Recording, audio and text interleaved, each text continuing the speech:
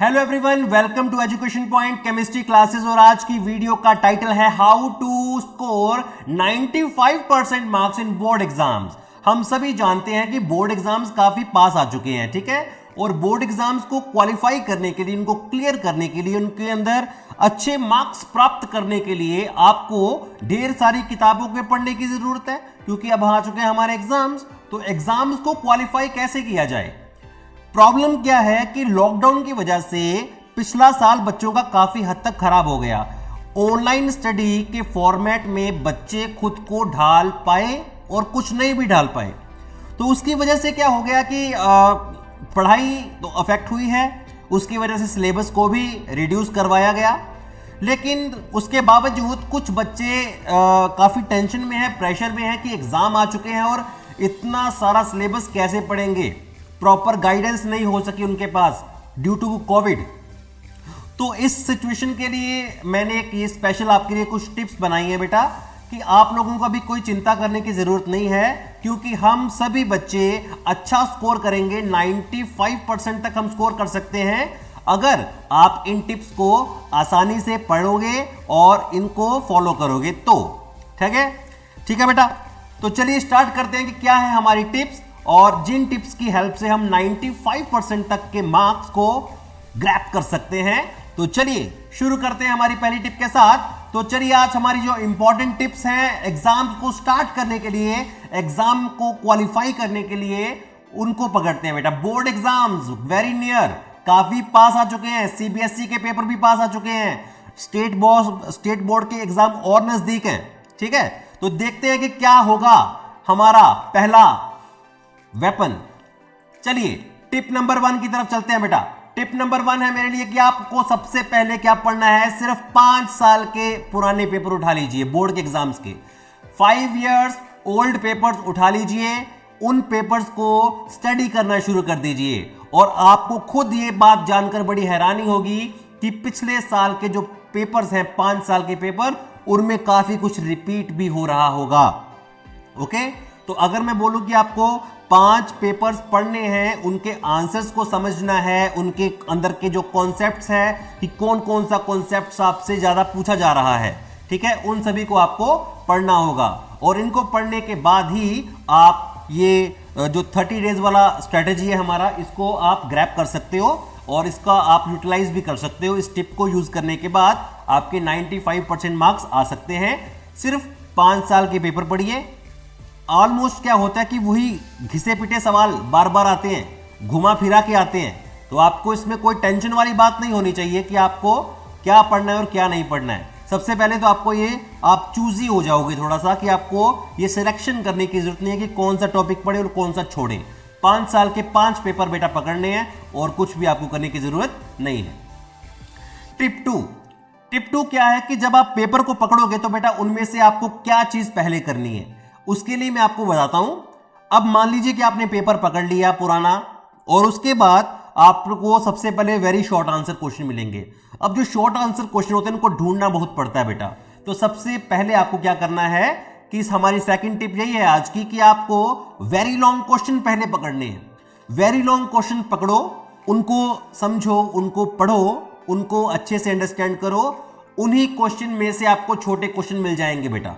Most probably ऐसा हो सकता है कि ज्यादातर जो स्मॉल आंसर्स क्वेश्चन होते हैं वो बड़े क्वेश्चनों में से निकल आते हैं। अगर आपको बड़ा क्वेश्चन कोई मिल जाता है 5 मार्क्स का, 6 मार्क्स का या 10 मार्क्स का, तो उसमें से आपको 1 मार्क वाले या 2 मार्क वाले क्वेश्चन इजिली मिल सकते हैं। ऐसी एक सोच है मेरी।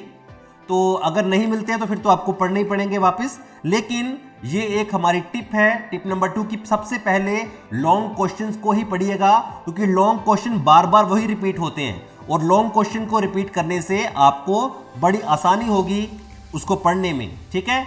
अगला हमारा टिप नंबर 3 क्या कहता है, आइए चेक करते हैं। टिप नंबर 3 कह रहा है कि सबसे जरूरी चीज है कि आप इंपॉर्टेंट टॉपिक्स को खुद पढ़िए, उसके बाद अपने दोस्तों को पढ़ाइए। क्योंकि अगर आप हेल्प करोगे दूसरों की, तो हमारे इंडिया में एक कहावत है कि कर भला तो हो भला, कर भला तो हो भला। तो बस इसी स्लोगन को आपने फॉलो कर लेना है कि teach important topics to your friends.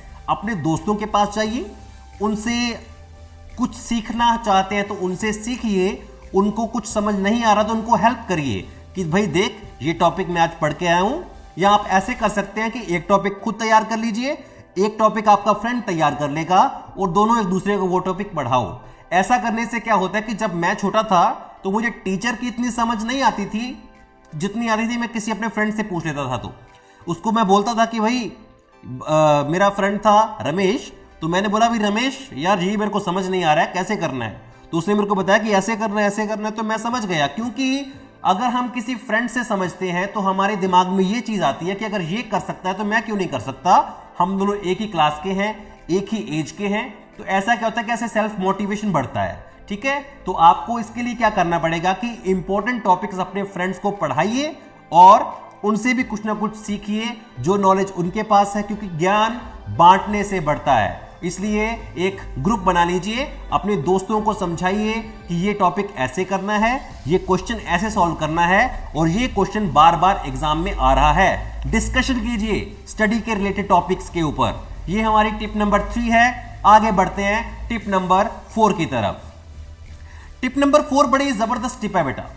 इसमें हम क्या कहते हैं कि आपको इंपॉर्टेंट पॉइंट्स निकाल लेने हैं, लिख लेने हैं इंपॉर्टेंट कॉन्सेप्ट्स के, जो मेन कॉन्सेप्ट्स होते हैं। आपने क्वेश्चन पेपर खोला, उसमें से आपने देखना है कि कौन कौन सा कॉन्सेप्ट बार बार पूछा जा रहा है, उस कॉन्सेप्ट में आखिर है क्या, उसका कंक्लूजन निकाल लीजिए। उसका कंक्लूजन निकाल लीजिए, उस टॉपिक को अच्छे से स्टडी करिए कि इस टॉपिक में ऐसा क्या है जो बार बार इसका सवाल पेपर में आ रहा है, बार बार क्यों इसका सवाल पेपर में आ रहा है। ये चीज आपको खुद सोचनी होगी और सोचने के बाद आपको अप्लाई भी करनी होगी। उसके बाद टिप नंबर 5 जो वाकई में बड़ा जबरदस्त है कि आपके पास अगर कोई प्रोसेस है जो पेपर में बार बार पूछा जा रहा है, कोई प्रोसेस है या उसके कुछ स्टेप्स हैं या फिर आप कह सकते हो कि कोई क्वेश्चन है या कोई रिएक्शन है, कुछ भी पूछा जा सकता है पेपर के अंदर, तो आपको उसका एक फ्लो चार्ट बना लेना होता है, उसकी एक पिक्टोरियल रिप्रेजेंटेशन बना लेनी होती है, उसको एक पिक्चराइज कर लीजिए अपने दिमाग में, क्योंकि हमारा दिमाग शब्दों से ज्यादा पिक्चर्स को जल्दी एब्जॉर्ब करता है। इसलिए आपको क्या करना पड़ेगा, उसकी एक पिक्टोरियल रिप्रेजेंटेशन बना लीजिए, मैपिंग कर लीजिए कि हाँ ये स्टेप, इसके बाद ये स्टेप, इसके बाद ये स्टेप, इसके बाद ये स्टेप।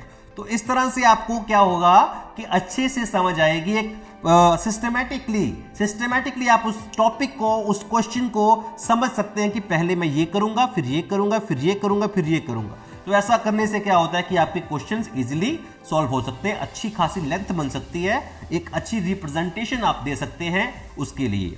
ओके, और आखिरी टिप, ये भी बड़ी जरूरी है बेटा, बड़ी जरूरी टिप है। और इस टिप में क्या होगा कि आपको बेटा पेपर से एक दिन पहले अच्छी नींद लेनी है, अच्छी नींद लेनी है बेटा पेपर से एक दिन पहले, एक रात पहले, सॉरी। अगर सुबह पेपर है तो आपको रात को पढ़ना नहीं है, अच्छे से सोइए, खराटे मार के सोइए, ठीक है, क्योंकि अगर आपका दिमाग ही फ्रेश नहीं होगा तो बेटा आपका पेपर भी अच्छा नहीं होगा। रात भर जागने से सुबह का एग्जाम अच्छा नहीं होता है। रात को सोइए, पहले पढ़िए, खूब पढ़िए, लेट सो जाइए, लेकिन पेपर से पहले एक अच्छी नींद का आना बहुत जरूरी है। नहीं तो मैंने कुछ लोग ऐसे देखे हैं कि जिनको मोटिवेशन तो होता है कि मैं रात भर जाग के पढ़ूंगा, लेकिन बाद में उनकी हालत कुछ इस तरह की हो जाती है कि बुक्स को सीने से लगा के सो रहे होते हैं, बैठे होते हैं चेयर के ऊपर और बुक्स को खोल के सो जाते हैं। तो इस तरह की हालत नहीं बनानी है अपनी, एक अच्छा मेंटली प्रिपेयर होकर पेपर देने जाइएगा। और ऐसे जो 6 टिप्स मैंने आपको बताए हैं, इन 6 टिप्स को बेटा अगर आप फॉलो कर लेते हो तो आपके 95% से ज्यादा मार्क्स भी आ सकते हैं। ठीक है, 95% तो आएंगे ही आएंगे। तो इसलिए इन 6 टिप्स को अच्छे से समझिए, इनको अपनी लाइफ में अप्लाई करिए और फिर देखिए कि क्या रिजल्ट आता है। आई होप कि आपको ये सब कुछ बहुत अच्छा लगा होगा। All the best for your exams. Thank you for watching my video और इस चैनल को सब्सक्राइब करना मत भूलिएगा। Thank you very much.